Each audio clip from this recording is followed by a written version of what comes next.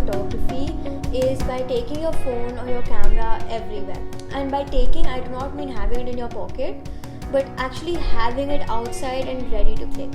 Now, I know it might sound difficult to click a picture through the car window because it's moving, but once you get the hang of it, you will be able to predict when you want to take a shot and focus it beforehand. And I'm telling you, the pictures I've gotten on the road is so much better than any planned shot I've ever done. So definitely try that out. The second point is clicking the sunset. So now you must be like, Isha, what are you saying? Anybody can click the sunset. So if anybody can click the sunset, then what can you do different to add that extra touch to it? So what I like to do personally is sometimes just wait out in my balcony and wait for a bird to fly against it so that I can get a beautiful silhouette, or maybe print out a picture of a plane and put that against the sunlight so that also casts a very beautiful silhouette of a plane. Even just taking a stem and putting it under the sun and making the sun the flower can just add elements to your picture. The third point is clicking a product. Now, I know it sounds very mundane to sit around and click an object, but it can actually help you develop on your skill, because clicking an object is always a task. You're always trying to make it look better than it already does. You're trying to add that extra lighting, the different angles, the different colors, and that helps you develop on your skill.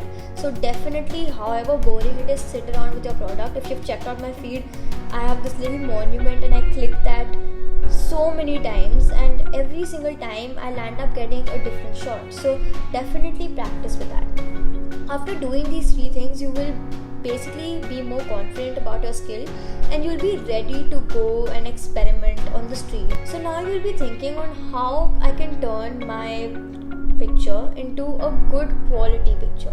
So the first thing you should do, and this is for all the camera users out there, please memorize your settings. Now, I know it's easy to click on auto, your camera does everything for you, but once you start clicking on manual, you will see the very significant difference that it has.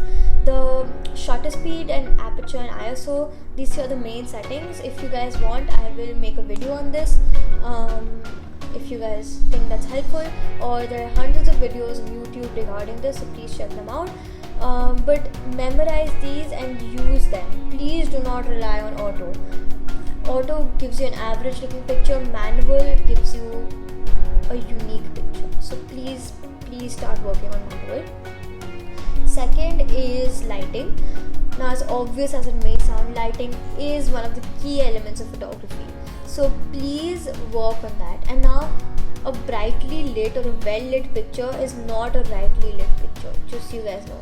And it might sound a little confusing, but this is what I mean. If I'm clicking a portrait and there's a plain light coming from front, okay, it's a good brightly well lit picture. But the same picture I click with the light coming from the side, it's a nice moody sort of different picture, So you want to experiment with your light. Do not just make it a mundane, I put one light and it's having a good effect on my prop, so that's it. Try to play around with it and it can make light your eye. That's what I'm trying to say. Third thing is know your focus. So this is actually very important in photography and a lot of people mess this up. So knowing your focus is basically knowing what you're wanting to click before you click it. So say I'm going out on the street and it's a crowded street and I see a dog sitting in the middle and I want to click that dog. So obviously I won't put the whole street in focus, right? But if the same picture I click and I do not know what to click, then the whole street is in focus and there is no story. And you want your picture to tell a story. You want the viewer to see it and be like, yes, the photographer wanted to show this to me, and not just confuse the viewer further. So know your focus, and this can only come out of practice, and I'm telling you this out of experience, that keep on practicing. Take 10 seconds before every picture and know what you're trying to click. The last thing is practice and learn. It's a very cliche dialogue, yes I know, But by learning, I don't mean just by YouTube videos and sitting at home and looking at webinars or online workshops, but actually going outside and observing your surrounding. The things you can grasp from your surrounding, you can't grasp from any plain old video. So things like how a pebble reacts to the water when it is thrown into it, or how a butterfly starts opening its wings as soon as it comes out of the cocoon.